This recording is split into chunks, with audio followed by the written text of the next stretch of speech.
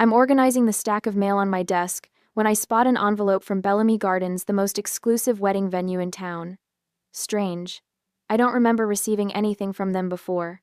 I slide my finger under the flap and pull out a neatly folded contract, the elegant letterhead catching the morning light streaming through my apartment window. My coffee cup freezes halfway to my lips as I scan the document. There it is, my signature at the bottom of a contract, authorizing payments totaling $76,000 for my sister Destiny's wedding. Except it isn't my signature. Not really. The loops are too round, the slant too steep. It's a good imitation, but I'd know my own handwriting anywhere. The room spins slightly as realization crashes over me. This is Destiny's handiwork. Those distinctive curls at the end of each letter. The way she dots her I's slightly to the right. She's forged my name. On a contract for $76,000. My fingers go numb. The coffee cup slips, shatters against the hardwood floor. Dark liquid splashes across my bare feet, but I barely feel it. This can't be happening, I whisper to the empty room. I grab my phone with trembling hands, dialing the venue's number printed at the top of the contract. My heart pounds so hard I can feel each beat in my throat. Bellamy Gardens. How may I help you? A cheerful voice answers. This is Andie Collins. I manage, my voice unnaturally high. I'm calling about a wedding contract for Destiny Collins. Oh, Miss Collins. Yes, we're so excited about your sister's special day. Everyone here is talking about your generous gift. It's not often we see such a beautiful gesture between siblings. The first tear slides down my cheek before I can stop it. My generous gift, the one I never agreed to. The one I explicitly refused. Thank you. I choke out before hanging up. I sink into my chair, memories flooding back unbidden. 16-year-old me working double shifts at the ice cream shop while Destiny lounged by the community pool. My graduation money borrowed for her spring break trip to Cancun. The countless loans that disappeared into the black hole of her wants and needs. You're the responsible one, Mom would say, as if it were a compliment rather than a life sentence. Destiny's just finding herself. 2 months ago, at Sunday dinner, when Destiny flashed her enormous engagement ring, and Dad looked at me expectantly. We were thinking, he'd said, refilling his wine glass. Since you've got that promotion coming, you could help give your sister the wedding she deserves. I'd felt everyone's eyes on me, waiting. My hands had trembled beneath the table as I found my voice. I can't afford that, I'd said, the words barely audible. I'm still paying off my student loans. The silence that followed had been deafening. Mom's disappointed sigh, Dad's furrowed brow, Destiny's pout. Family takes care of family. Andie. Dad had finally said, his voice carrying the weight of authority that had shaped our entire childhood. That's how we raised you. Mom had reached across the table, patting my hand. Don't you want your sister to be happy? After everything you've accomplished, surely you can manage this one thing. But you have that promotion coming, Destiny had chimed in, as if my money were already hers to spend. The venue deposit is due next week. At that moment, I'd seen myself clearly for the first time, not a daughter or sister, but an ATM with a pulse. A resource to be tapped whenever Destiny needed something shiny and new. Now, staring at the forged contract, my phone pings with a new email notification. I glance down, seeing the subject line. Interior design position. Charleston office interested in your portfolio. Eleanor from work had mentioned this opportunity last week. 3 states away, a fresh start. I pick up the contract again, running my finger over the forgery. All those years of sacrificing, of putting my needs last, of being the responsible one, and this is how they repay me, with theft. With fraud. This ends now, I whisper, and something shifts inside me. Something that feels dangerously close to strength. Sleep refuses to come that same night. At 3 a.m, my laptop screen illuminates my face as I search through years of emails. My fingers feel numb, disconnected from my body as I type wedding into the search bar. The results populate my screen. There, buried among wedding spam and Pinterest notifications, I find it an email thread between Mom, Dad, and Destiny from 2 months ago. The subject line reads, Andie's contribution. My stomach knots as I click. She'll give in eventually. Mom wrote, she always does. Remember how she insisted she wouldn't pay for Destiny's car repairs last year? Within a week, she wrote the check. Destiny's reply appears below. If not, we'll figure something out. She's got the credit for it. A wave of nausea washes over me. They weren't just asking for my help, they were planning to take it regardless of my answer. They've been manipulating me for years. I whisper to my empty apartment. I open a new spreadsheet and title it, Family Loans. With methodical precision, I scroll through bank statements, credit card bills, and old emails. Each entry represents a promise broken, a debt unpaid. The summer I worked double shifts to lend Destiny money for her trip to Cancun. The graduation gift from Grandma that disappeared into Mom's temporary need. Dad's business venture that required just a small investment. By sunrise, the spreadsheet contains dozens of entries spanning nearly a decade. The total at the bottom glares back at me. $42,387. And now, a $76,000 wedding venue on top of it all.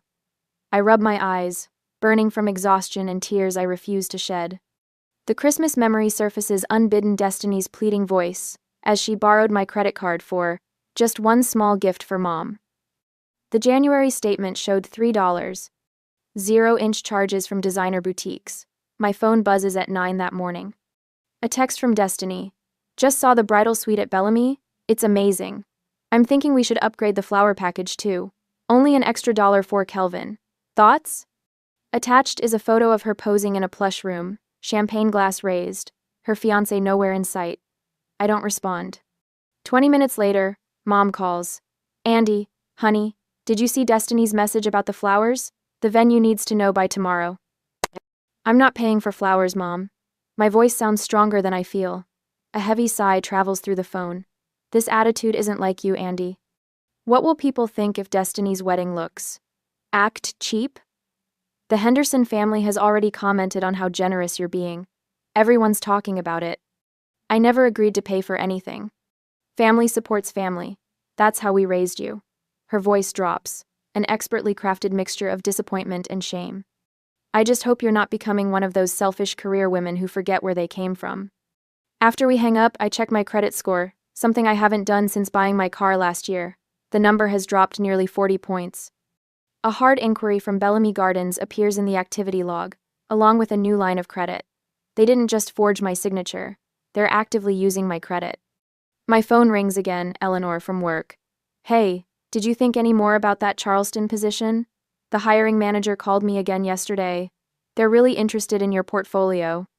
I didn't realize they were that serious, I say, straightening in my chair. Dead serious. The salary is 20% higher than what you're making now, plus relocation assistance. And frankly, Andie, her voice softens. You'd be away from all the family drama you've mentioned. For the first time in days, something like hope flutters in my chest. After we hang up, I call James, the only friend who knows the full extent of my family's financial expectations. They forged my signature, James, for $76,000. Silence hangs between us. Then, that's not normal, Andie. That's exploitation. That's a crime. His words land like permission validation I didn't know I needed. What if I just left? The question emerges before I fully form the thought. Honestly, it might be your only option. They'll drain you dry otherwise. Later, I sit at my kitchen table, updating my resume while Mom sends increasingly frequent texts about wedding details. My hands shake as I type, but not from fear. From something that feels dangerously close to possibility. The interview is scheduled for Monday next week during my lunch break. While my family thinks I'm reviewing fabric swatches, I'll be interviewing for a job 3 states away. Thank you for the recommendation. I tell Eleanor when I see her in the break room the next morning. You've earned it. She squeezes my shoulder. Your designs are exceptional. Charleston would be lucky to have you. For the first time in weeks, I smile. Really smile. I picture a life where my paycheck belongs to me, where no one has access to my credit cards, where family gatherings don't end with my bank account lighter. My phone buzzes with a text from Mom. Destiny added monogrammed napkins to the reception. Only $3 per guest. We're at $300 now. Will you call the venue to approve? I silence the phone and slide it into my desk drawer. Then I open my calendar and block Thursday lunch for important personal business. 3 states might not be far enough, but it's a start. Sunday dinner at my parents' house feels like walking into a trap. Before I even hang up my coat, Aunt Mabel corners me with a teary-eyed hug. You sweet, generous girl. she says, patting my cheek. Funding Destiny's entire wedding. Your mother told everyone. My stomach twists. I think there's been a misunderstanding. Andie, Mom swoops in, linking her arm through mine. The Hendersons were just asking about the venue. Come tell them how you insisted on Bellamy Gardens. The living room buzzes with relatives and family friends, all smiling at me with approval I haven't earned and don't want. Dad stands by the fireplace, holding court. My daughter Andie wouldn't hear of anything less than the best, he boasts to his golf buddies. She said Destiny deserves a perfect day. Words I never said, a generosity I never offered. Destiny flutters between groups, the center of attention in a pale pink dress. She catches my eye across the room and bounces over, something large cradled in her arms. Look what arrived today. She thrusts an elaborate floral arrangement at me. Crystal teardrops hang from silver-dusted roses. Sample centerpieces, only 12 per table, and we need 30 tables minimum. I told them you said the sky's the limit. 30 tables? My voice comes out strangled. How many people are you inviting? Mom appears with her leather-bound planner. We're at 300 now. That feels right for our family, don't you think? 300 guests at a venue I never agreed to pay for. My head pounds. The final guest count is due next week, Destiny continues, oblivious to my expression. Oh, and the planner needs your credit card for the deposit on the ice sculpture. The room spins slightly. I mumble something about needing air and escape to the back porch. Monday lunch break. I sit in my car during lunch, heart hammering as my laptop screen fills with the face of Gregory Winters, creative director at Charleston Home and Design. Your portfolio shows remarkable restraint, he says, studying something off-screen. Most designers your age overdo it, but your spaces breathe. Thank you. I believe in creating rooms people actually want to live in. My voice comes out steadier than I expect. What salary range are you looking for? 3 months ago, this question would have made me stammer apologies for wanting to be paid. Today, something shifts. Based on my experience and the Charleston market, I'm looking for $82,000 annually, plus standard benefits. The words emerge clear and confident. Gregory raises his eyebrows, impressed rather than offended. That's precisely our range for this position. When he makes a joke about Southern hospitality being more than just a saying in Charleston, I laugh a real laugh that startles me with its authenticity.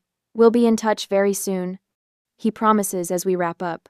I sit in my silent car afterward, realizing my hands haven't trembled once. During that week, I gather my documents for the confrontation, and that's how the week passes.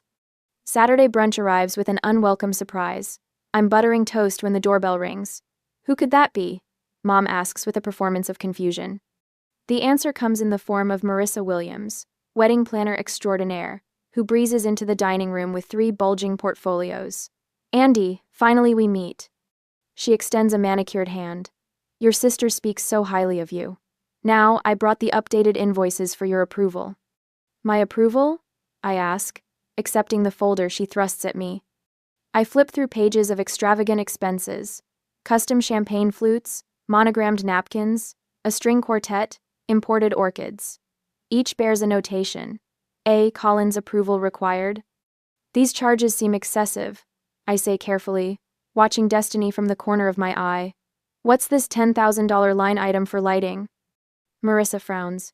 But your sister said you specifically requested premium theatrical lighting for the dance floor.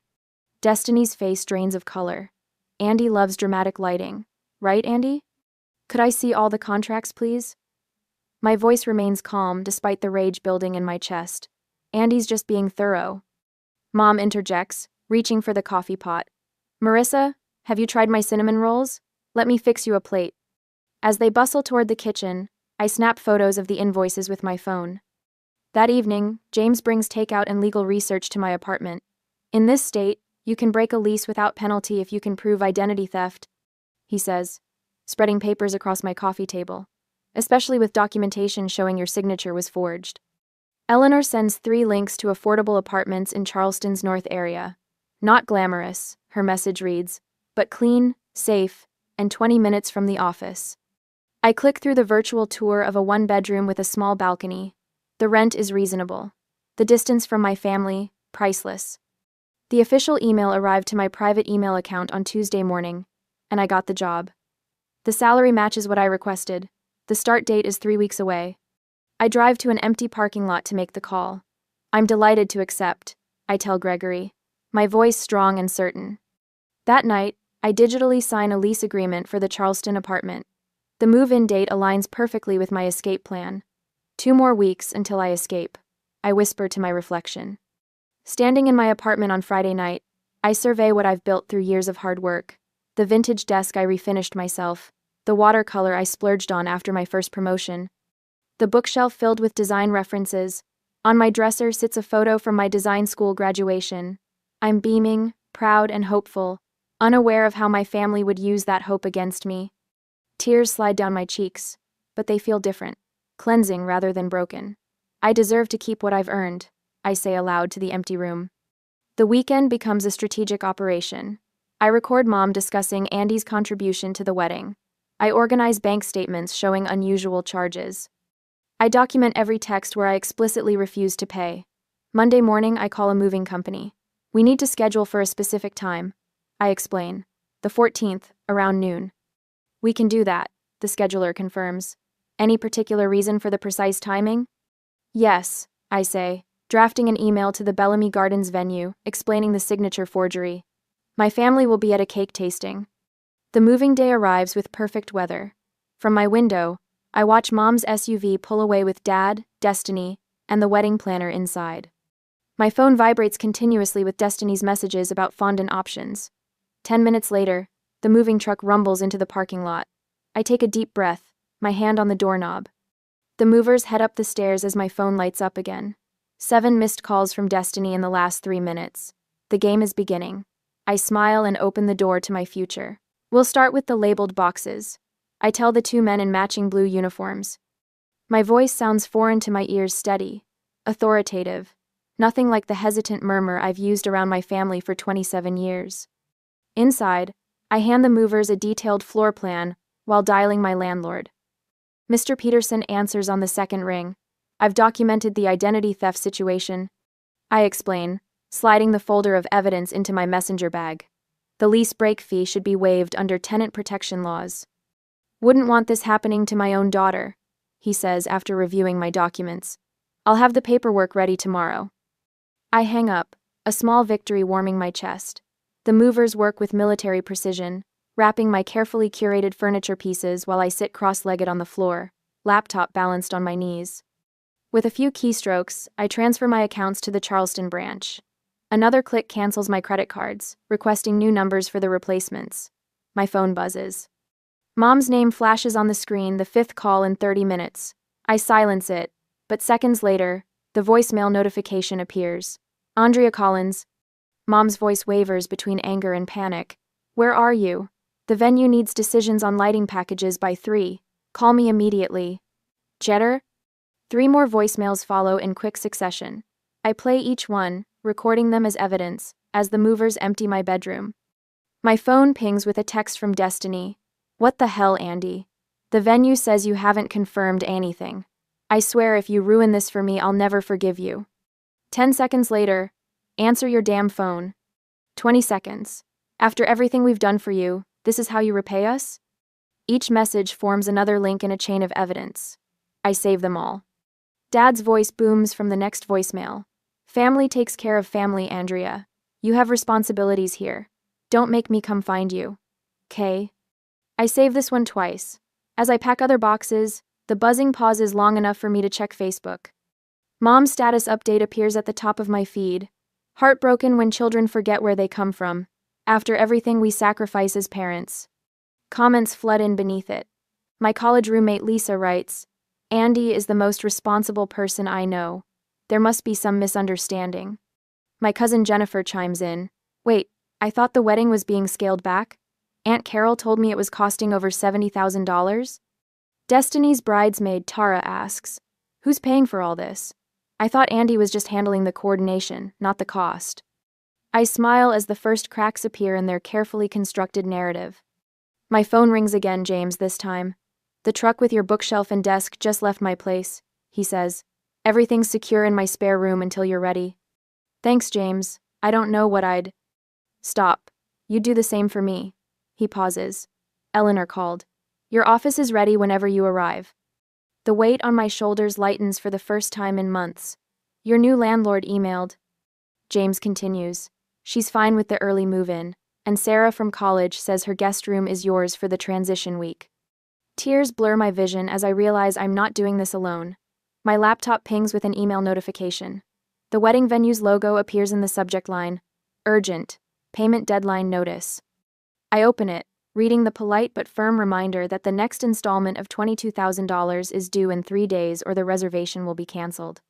My phone buzzes with a text from my mother's friend who works at the catering company. Your mom asked me to extend the deposit deadline again. I can't keep doing this, Andie. Business is business. Another notification, a message from Destiny's future mother-in-law. Andie, as parents, we are concerned about the wedding finances.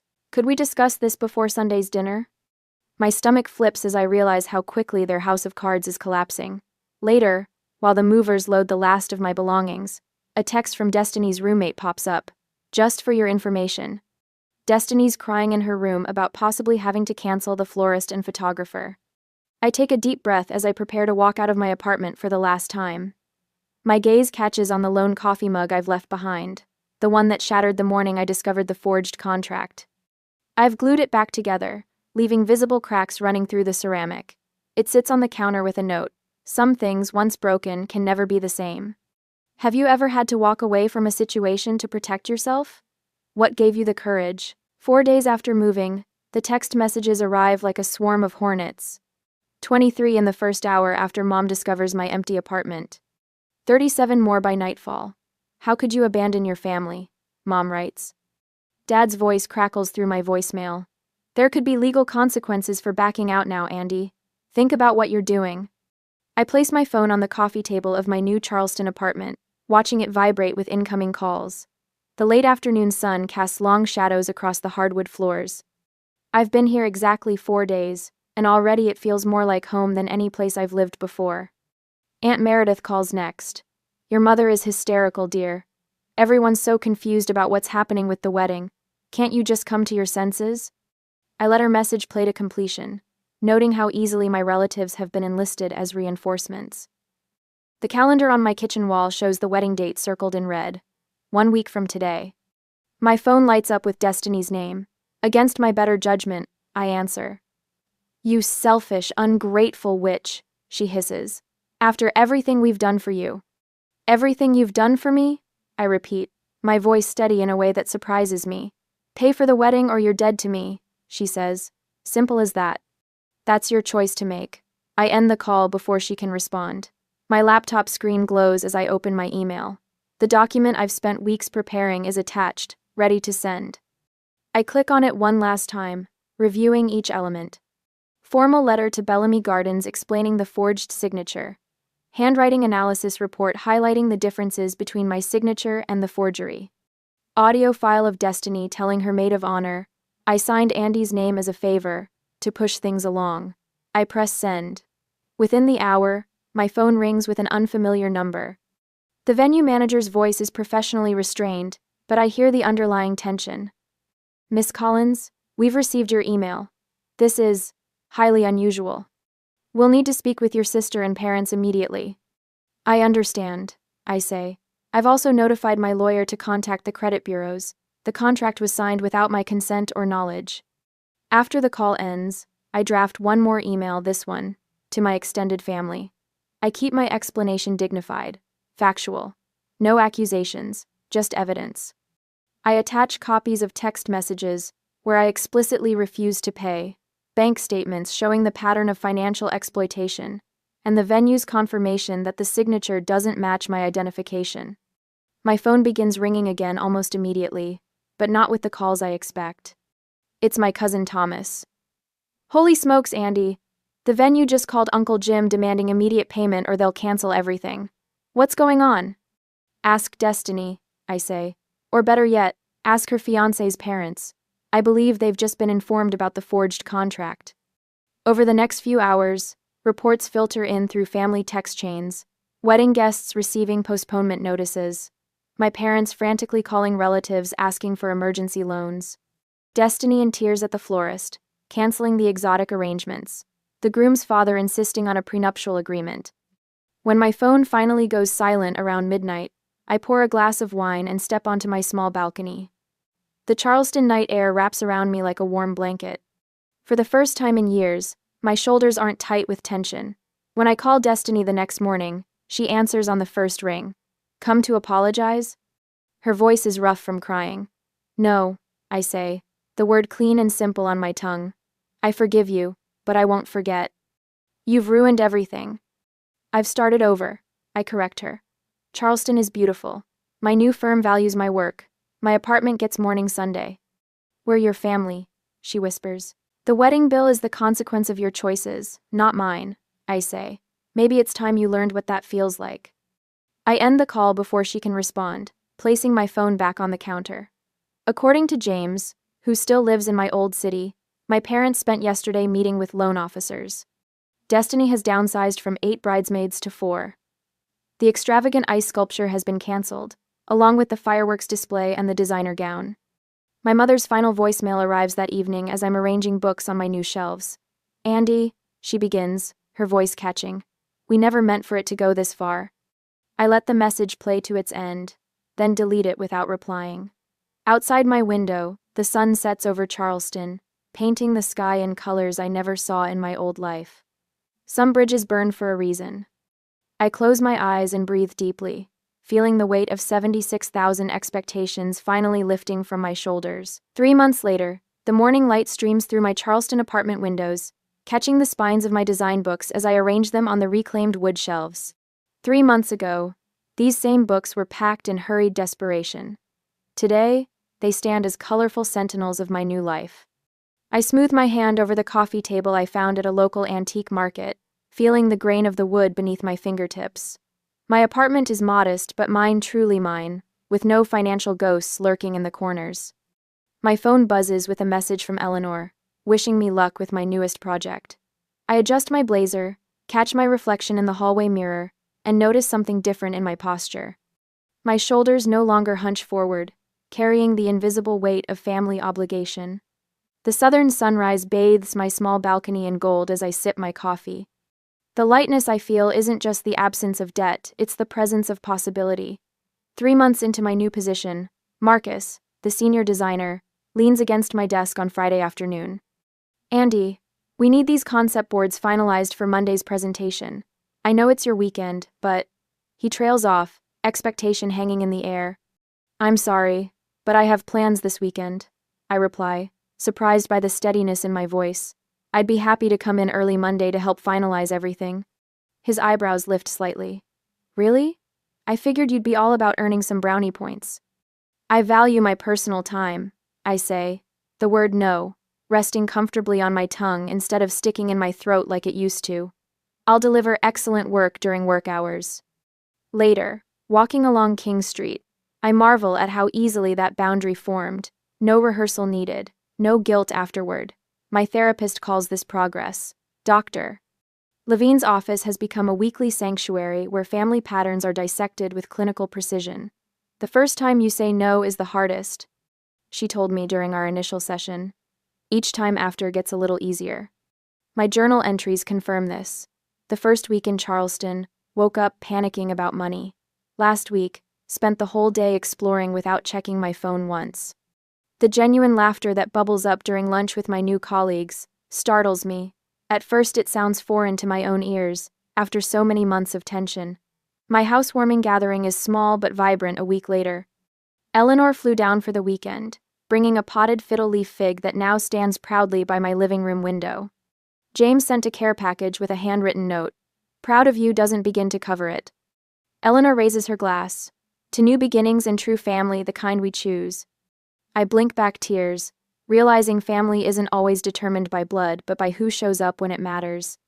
When Tara, our junior designer, confides about a client demanding extra revisions without payment, I recognize the familiar pattern. "Your work has value," I tell her, sharing my boundaries without sharing my scars. "And so do you." The satisfaction of helping someone avoid the path I traveled feels like closing a circle. When the email with pictures of Destiny's significantly downsized wedding appears on my screen, I feel no surge of vindication. I simply send a congratulations card online and continue with my day. The absence of anger surprises me most, not because I've forgiven, but because I've moved beyond needing to. At sunset, I stand at the Charleston waterfront, the letter from my mother heavy in my hands. The envelope contains the first hints of genuine remorse I've seen in years. I don't rush to respond. The guilt that would have consumed me months ago has been replaced by quiet acceptance. Some bridges burn for a reason, I whisper to the horizon, watching the sun sink into the harbor. The water stretches endlessly before me, full of directions I might choose to sail. Is forgiveness always necessary for healing, or is sometimes walking away the greatest gift you can give yourself? I don't know the answer yet. But for the first time, I have the space to figure it out on my own terms.